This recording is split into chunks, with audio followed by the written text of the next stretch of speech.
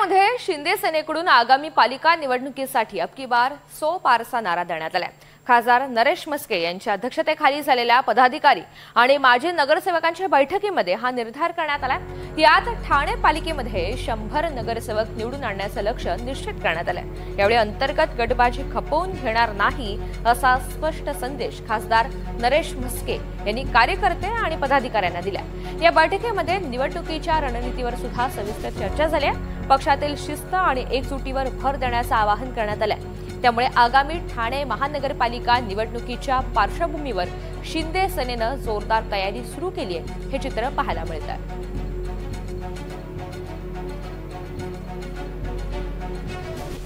शिवसैनिक 365 दिवस 24/7 काम करत असतात।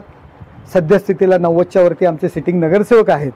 त्यामुळे अब की बार सो पार असं उद्दिष्ट आम्ही डोळ्यासमोर ठेवलेलं आहे आणि सगळ्यांनी एकत्र येऊन कुठल्याही प्रकारची गटबाजी नको, गटबाजीला अजिबात थारा नाही। सगळ्यांनी एकत्र काम करून 100 जागांचं बक्षीस एकनाथ शिंदे साहेबांना द्यायचा निर्धार आम्ही या बैठकीत केलेला आहे आणि त्या संदर्भात आजची बैठक होती।